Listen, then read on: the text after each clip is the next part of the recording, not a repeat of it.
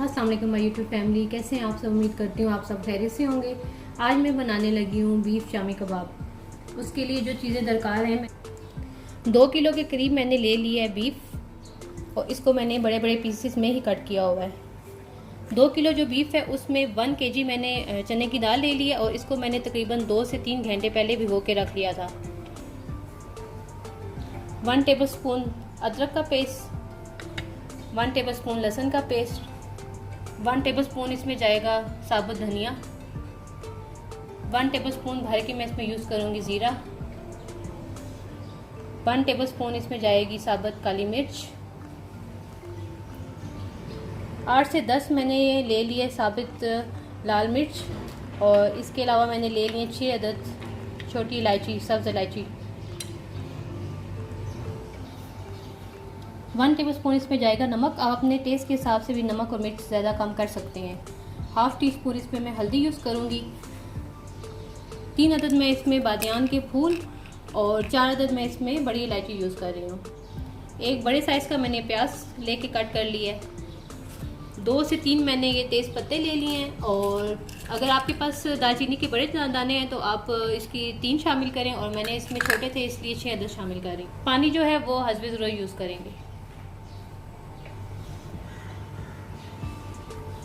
Pressure cooker मैंने ले लिया, इसमें मैं शामिल करूंगी सबसे पहले दाल।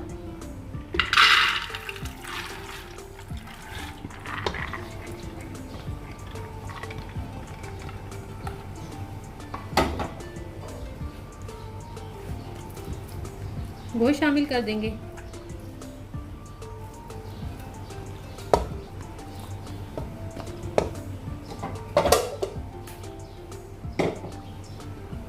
नमक शामिल करूंगी इसमें। लाल साबित मिर्च और इसमें जो है मैं इलायची शामिल करूंगी। काली मिर्च आएगी इसमें, ज़ीरा, साबुत धनिया, खड़े मसाले, हल्दी पाउडर, तेज पत्ते और दालचीनी।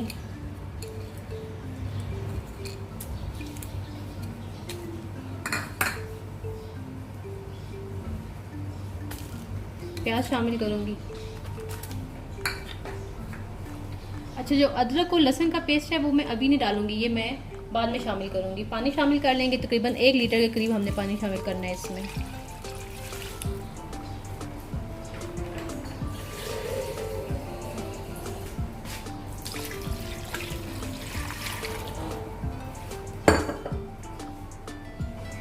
प्रेशर कुकर को बंद कर दूंगी और मैं तकरीबन इसको 20 से 25 मिनट रखूंगी ताकि जो गोश्त है और बाकी चीज़ें अच्छी तरह टेंडर हो जाएं।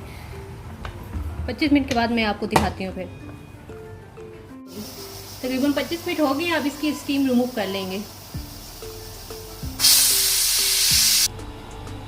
स्टीम को मैंने अच्छी तरह रिमूव कर लिया है और अब इसमें आपने जो कड़ी पत्ता, दालचीनी और जो बड़ी इलायची है उसको हम निकाल लेंगे। वो हमने टेस्ट के लिए जस्ट डाली थी।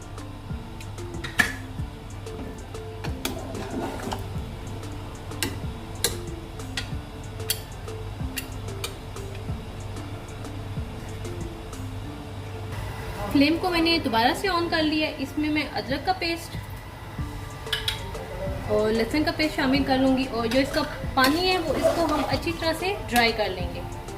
ये बिल्कुल खुश्क होना चाहिए, ज़रा भी इसमें नमी या पानी नहीं होना चाहिए। ड्राई होने पे मैं आपको बताती हूँ। ये देखिए, पानी मैंने इसका ड्राई कर लिया है। अगर आप चाहें तो इसको चॉपर में भी कर सकते हैं और कीमे वाली मशीन में भी कर सकते हैं, लेकिन मैं इसको कीमे वाली मशीन में नहीं करूँगी क्योंकि अगर आपको रेशे वाले कबाब चाहिए तो आप इसको अच्छी तरह कूट लें। सबसे पहले मैं इसमें शामिल कर दूँगी धनिया। तकरीबन 3 टेबलस्पून के हिसाब से मैंने शामिल किया है। तकरीबन मैंने इसमें 3 टेबलस्पून धनिया शामिल कर लिया है। 1 टेबलस्पून मैं इसमें क्रश चिली शामिल कर लूँगी और मैं इसको इसकी मदद से कूट लूँगी। और आपने अगर रेशे वाले आपको कबाब चाहिए तो आपने कोशिश करनी है इसको गर्म गर्म ही कूटना है, ठंडा होने पे फिर ये कूटने नहीं होगा।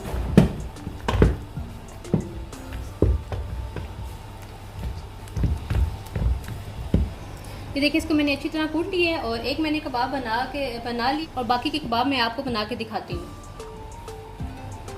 آپ اس طرح کا کوئی بھی ڈھکن لے لیں اور ایک آپ اس طرح کا کوئی بھی شاپنگ بیگ لے لیں، اس کو کاٹ لیں۔ اس کو میں یہاں پہ رکھوں گی۔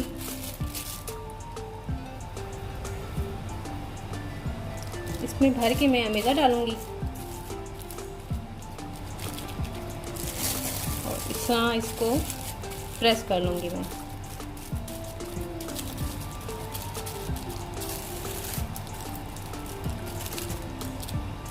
اب یہ جو شاپر ہے اس کو نکال لیں گے، یہ دیکھیں، اور اس کو ٹرے پہ ہلکا سا رول کر لیں گے۔ دیکھیں پرفیکٹ شامی کباب بنا ہے۔ اسی طرح میں آپ کو سارے بنا کے دکھاتی ہوں۔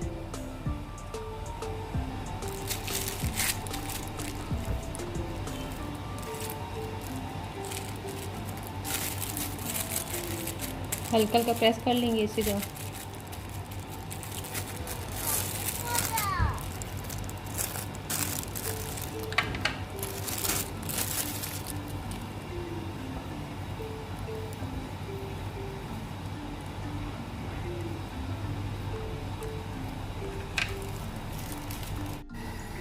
یہ دیکھیں اس طریقے سے میں نے سارے کباب بنا لیے ہیں۔ آپ اس کو پائپنگ بیگ میں سیو بھی کر سکتے ہیں اور جب بھی مہمان آئے بس آپ فرائی کریں اور سرو کریں۔ چلیں میں آپ کو کچھ فرائی کر کے دکھا دیتی ہوں۔ ایک انڈا پھینٹ لیں گے۔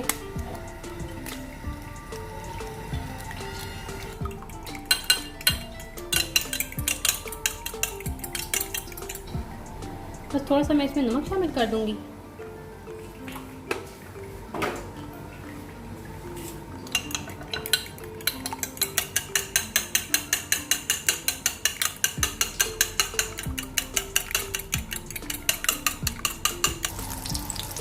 انڈے میں کوٹنگ کر کے اسی طریقے سے سارے فرائی کر لیں گے۔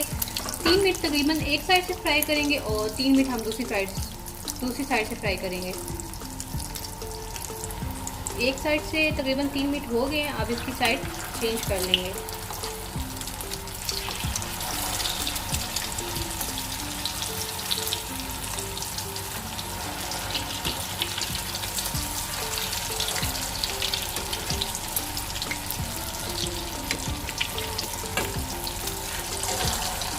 دوسری سائڈ سے بھی تقریباً اس کو 3 منٹ کے لیے پکنے دیں گے۔ پھر میں آپ کو ڈش آؤٹ کر کے دکھاتی ہوں۔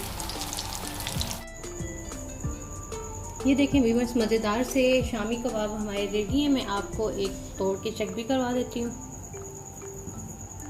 یہ دیکھیں صحیح ریشے والا کباب بنا ہے۔ آپ کو میری ریسپی کیسی لگی مجھے کمنٹ میں بتانا مت بھولیں۔ انشاءاللہ میں نیو ویڈیو لے کے آؤں گی۔ تب تک کے لیے اپنا خیال رکھیں، دعاؤں میں یاد رکھیں۔ اللہ حافظ۔